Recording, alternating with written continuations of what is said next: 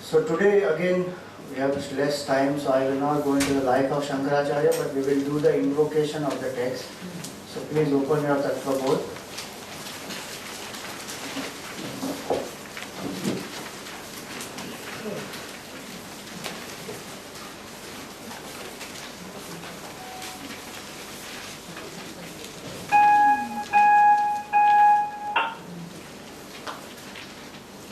You can repeat the invocation after me.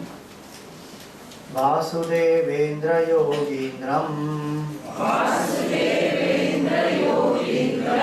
Nattva Jnanapradam Gurum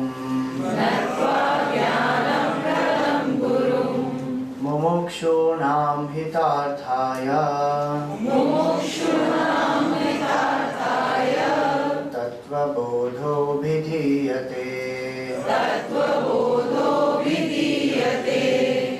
Together. Vasudevendra Yogindram Nattva Jnanapradam Gurum Mumukshunam Hitarthaya Tattvabodho Vidhiyate. So this is our culture, that whenever we begin anything, we always do an invocation. So invocation means we invoke the higher in us. Gurudev used to say prayer is an invocation, it is not begging. It is our own higher nature, one has to invoke that. So we invoke the Lord, we invoke the self, we invoke the grace of the Guru. Whether it is a composition like this, or some success in new venture if I start, or if I am going in some new house or a program or even a class, when we start with an invocation. So an invocation is always done so that we are able to put our ego aside and let the higher manifest through us. In each one of us, the main obstacle is our own ego. And ego being limited, its capacities are also limited. If we know how to put that ego aside, and that ego is put aside when there is love or devotion. So when we invoke the Lord or the Guru or our own higher self, we learn to put the ego aside, and you see the greater potential in us will start manifesting. So Shankaracharya ji here, he does an invocation, and any composition by any great master, whether it is Tulsidas ji or Valmiki or Shankaracharya or anybody, they will always begin with an invocation. So here he begins with an invocation which says Vasudevendra Yogindram. He is invoking. Now the word Vasudeva can mean Lord Krishna, and also the word Vasudeva can mean the Guru of Shankaracharya ji. So the Guru of Shankaracharya ji was Govinda Bhagavat Pada. So Govinda Bhagavat Pada is also referred to as Vasudeva. So Shankaracharya ji invokes both the Lord and his Guru by this word Vasudevendra. Indra means main or the Lord. So Vasudevendra meaning the great Lord, the great Guru. Yogindram. So as a Guru, he is a great yogi.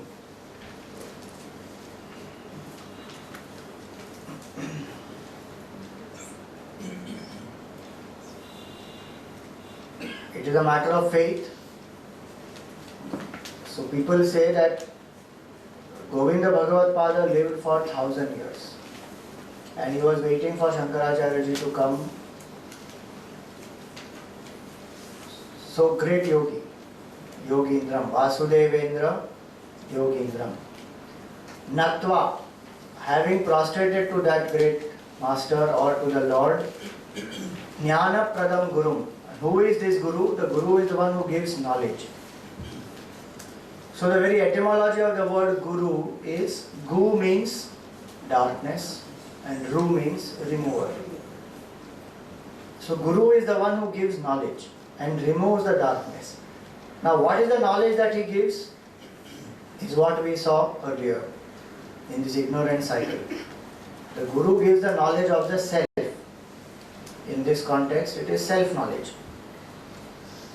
And a Guru is very, very important in self-knowledge. Because the path is very subtle, and because the ego has to be given up, the main reason why a Guru is required is not just for information. Today a lot of books are available, CDs, cassettes, channels, a lot of things are available. But still the clarity will not come. Because the main obstacle is my own ego, my own selfishness, and that has to be put aside.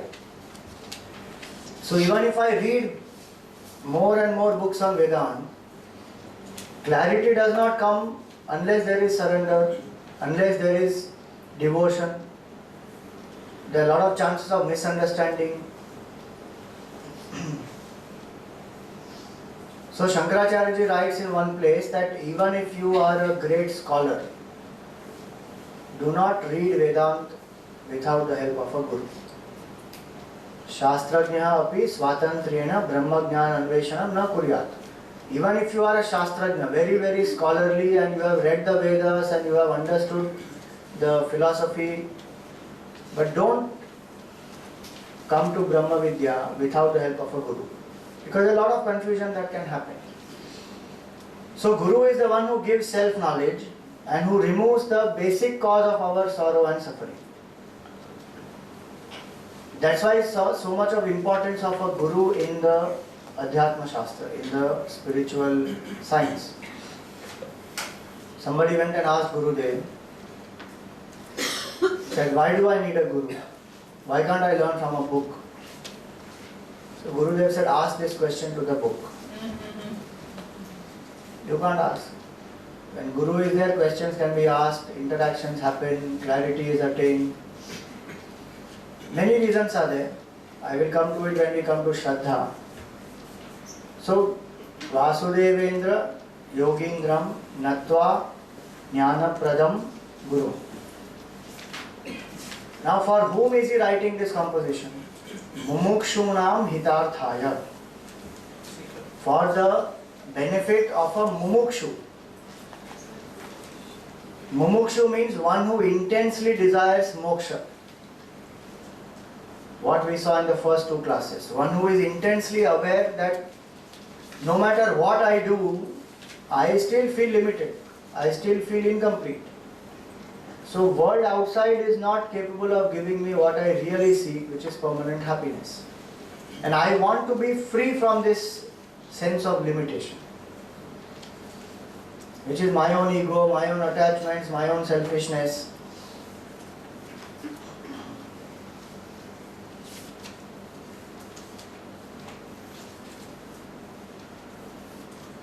So how does one become a mumukshu? There are different stages in the life of a person. The first stage in the life of a person is called as pamara.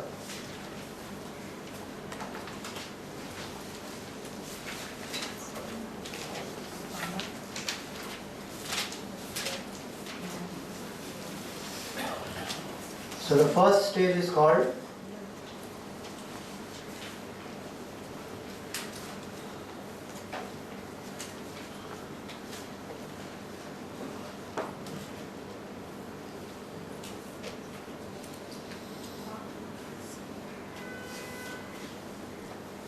Pamara. Pamara means somebody who is a very indulgent person and who will not bother about morality, about right and wrong, about harming others, hurting others. One will say, I will do what I feel like doing. I am just going to enjoy life. I am going to eat, drink, be merry. I don't bother about rules, I don't bother about morality, nothing. So that person is called as a Pamara. Basically the Vivek is not there in the mind. The person is just indulging. From that stage the person grows to the next stage, whether it is through education or through difficult experiences of life, where a person becomes what we call as Vishayi. So Pamara is an extroverted, indulgent person without following morality. Vishayi is an indulgent person following morality. So they will indulge in certain pleasures which are permitted, without harming others, without hurting others, following morality. They will indulge in life, enjoy the pleasures of life.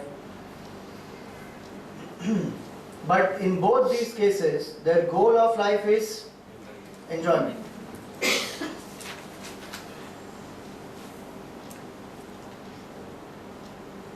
When a person understands the limitation of his enjoyment, feels the pain, feels frustrated, feels restless, slowly the person comes to inquire that is there a better way of living. So that person is called Jignasu. Somebody who is inquisitive, who wants to know, is there a better way of living? How can I tap my potential more? How can I be successful and yet happy? So it's called a Jignasu, who has inquiry, who wants to know more about life, about one's own self. Now the questions have started arising, so the buddhi has started getting awakened.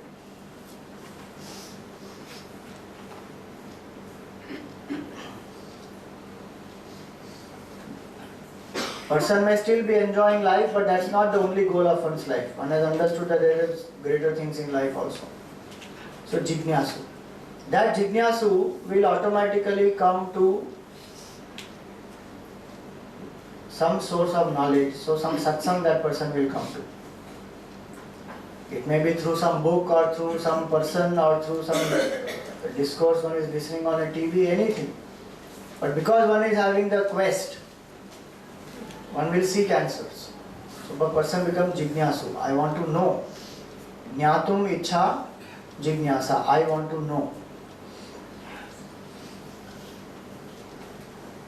So in between, won't there be incompleteness? Is that Vishay? There will always be incompleteness in these stages. Incompleteness will remain till a person becomes Brahmagyani. Only the feeling of incompleteness may keep reducing or increasing depending on what one is doing. So Jignasu, see there are a lot of people who are Jignasus. We are at this stage. No, I don't evaluate right now. You see many other stages which will come, then you say which stage each one is in, and then from there we have to go. And it is not that everybody is in one particular stage. Many times we fluctuate also, but predominantly in the phase of life which stage I am facing, from there I have to lift myself. The dominant phase. Yeah, the main phase of my life, main attitude of my life, where is it focused? So there are many Jignasus, they have curiosity, they want to learn, they want to know, but that Jignasu doesn't transform into a sadhak. Many people who are Jignasus, they just remain Jignasu or they go down from Jignasu to the earlier levels. So they either will get knowledge and they will just say, now it's nice to know, I have known all this, but I am not ready to become a seeker. What we had said, that person who feels the sense of emptiness very strongly and really wants to get out of it and examines the validity of one's pursuits and is ready to change. That readiness to change is not easy for many reasons. My past habit, my fears that if I change suddenly then I will disturb my way of living, my way of thinking, people around me may get disturbed, many reasons may be there. What will my family think? Huh? What will my family think? Family, so many things. So the attitude that I am a seeker and no matter what I do, whether it is work or family life or enjoyment, can I respond as a seeker? If I come to that point, then I have become a sadhak, that everything in my life my main role will be that I am a seeker. And as a seeker, how should I respond?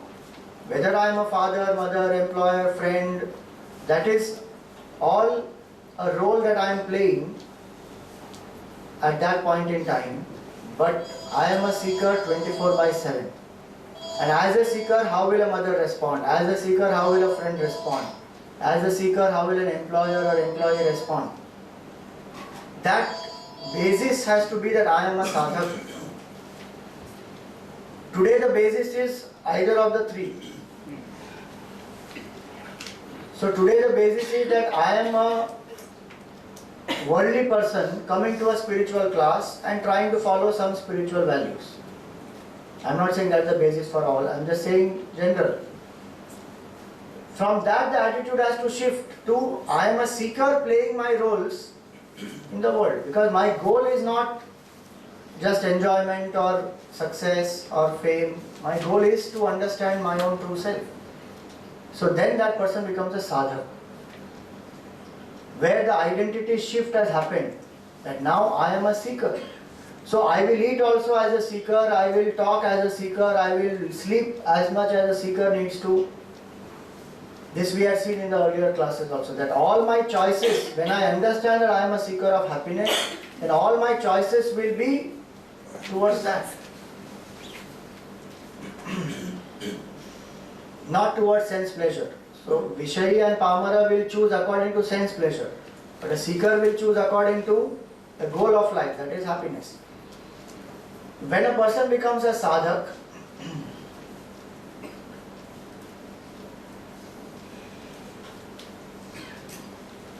one may go to a guru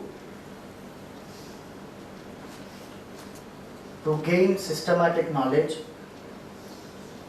and when that person is able to understand properly the importance, the need, feels the devotion towards that guru, then the person becomes Shishya. That now I am ready to follow what the teacher says. I have faith that this teacher knows the truth, that this teacher will be able to guide me there. This teacher has studied the Shastra, and I am ready to follow the instruction. See, till Arjun did not become a Shishya, the knowledge of the Gita did not benefit him. He has grown up with Sri Krishna. But Krishna never gave him that knowledge till he asked for that knowledge. Even when he asked for that knowledge, he was only lamenting and pouring out his sorrows and justifying. Bhagavan was quiet all the while. But when finally he surrendered, he said, I want to know what is right and wrong, and I am completely deluded. You please guide me, I am ready to follow your instruction. A disciple is one, we always say that, a disciple is one who submits to disciplining. When the Guru says, do this, don't do this, those instructions one follows and is ready to be disciplined. That shows that, okay, I am now understanding why I need to do all this, and I am having faith in the teacher, and I will start disciplining myself. So that person becomes a Shishya. And Shishya, when the person has started disciplining, person has started understanding Vedanta, living in self-control, doing their meditation and all that stuff, then that person becomes a mumukshu, where the desire for liberation becomes very intense. That I want freedom. Every other goal in life becomes secondary.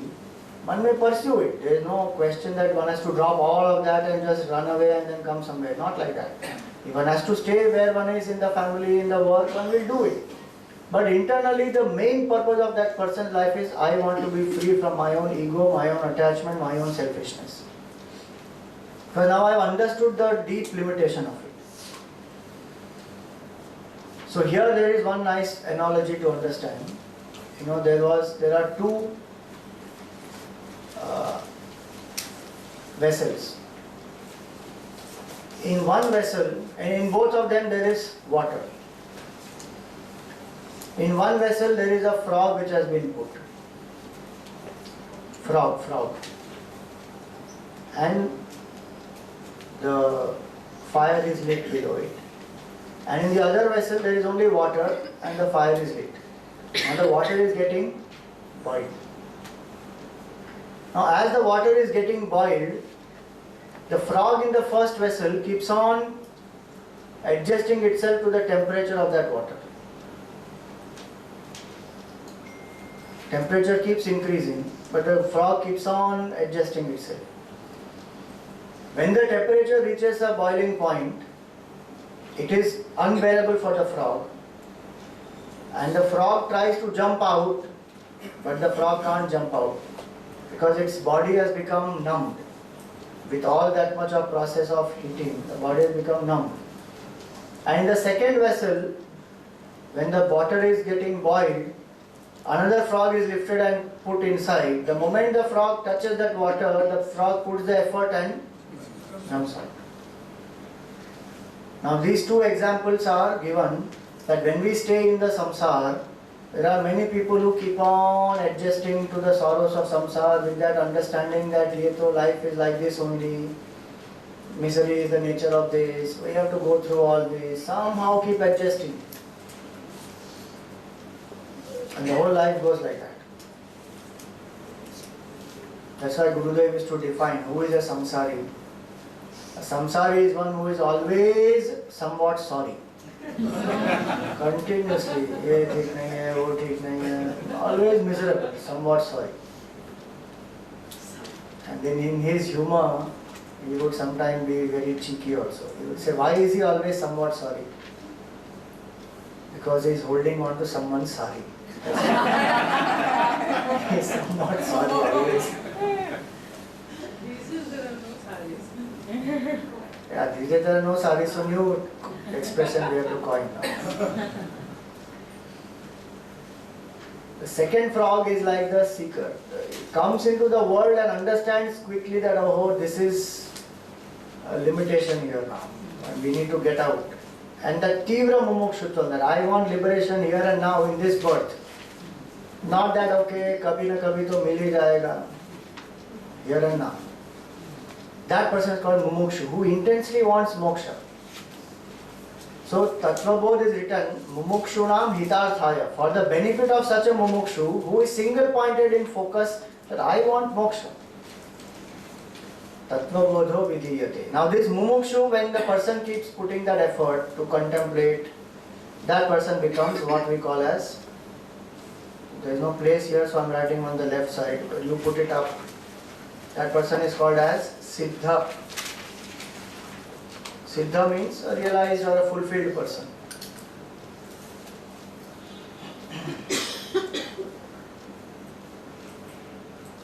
So everyone's journey is from a Pamara to a Siddha. So Mumukshunam hitarthaya tattvabodho vidhiyate. For such a person who wants intensely moksha, this book is written. So when we study, you see in our culture, there is such beautiful aspects. Time of every person is very valuable. Just like when you take a book, you will open, first you will see behind, what is the message of the book, what is the main theme of the book, and some people would have given some reviews. Then you decide whether I should buy or not buy. So whether I should study this book or not, because my time is important. So then these are four aspects which Shankaracharya says, not Shankaracharya, sorry, any text of Vedanta you can apply these four aspects. One is that what is the subject of this book? The subject of this book is Tattvabodh, knowledge of the self. So the invocation gives us these four aspects. What is the subject of the book? Vishaya is knowledge of the self, Tattvabodh. Who is the adhikari for it? Meaning who is fit to read this book? Mumukshu. So if I am a mumukshu, or if I am any of these, sadhak, shishya, jignasu, then I will benefit from this book. So if I am not, then I should not waste my time on this. So adhikari is the mumukshu. Tattvabodh is the book. Adhikari, Vishay. Prayojan. Why should I study this book? If I want freedom, then I will study the book. So again the word mumukshu, moktum ichha, I want freedom from my own bondage. So then I study this book, Tattvabodh. So that is called as the prayojan, the purpose of studying the book. Purpose of studying the book is not to understand creation or understand what happens in dream. Should I do dream analysis or not? That is not the purpose of the book. Purpose of the book is I must know who am I. Tattvabodh or moktum ichha, freedom from bondage. That is the purpose. And sambandha, what is the connection? Will this study of the book lead me to the purpose of Tattvabodh? He said yes. Tattvabodho vidhiyate. This book is written for that purpose only. So by the study of this book, you will come to know the self. That is the sambandha. So this is the invocation, where not only the Guru has been invoked, the Lord has been invoked, but also these four aspects are covered. That for whom is this book? It is for a mumukshu. What is the subject of the book? Tattvabodh. What is the prayojan of the book? Is the knowledge of the self. And sambandha. Will this book actually lead? You say yes, this book will lead to the fulfillment of the purpose. So you must study them. So for today we will stop here. Your homework for next class is, one is, I had said last time also, but if you have not studied the invocation commentary, please read invocation commentary. And also read the next two parts, which is Vivek and Vairagya. We will be covering that. So, Okay, next class is on 9th. no, second. Oh, sorry. 9th. 9th is the next class. And then all weekends of November. Yeah. So optionally, now what we are going to do is an optional session. If you like, you come, no compulsion. There is a movie on Adi Shankaracharya which was made in Sanskrit with English subtitles. It was made by G.V. Iyer. So that movie we will show here on 2nd at 9:30, same time. So anybody wants to come and see, you are welcome to come and see the movie. Same 9:30. It may go up to 11:30 because that movie is little long. So, Om Purnamada Purnamidam Purnat Purnamudachyate Purnasya Purnamadaya Purnameva Vashishyate. Om Shanti Shanti Shanti. Hari Om Shri Gurubhyo Namaha. Hari Om. Please write your marks as you read. Where is the register? Yeah.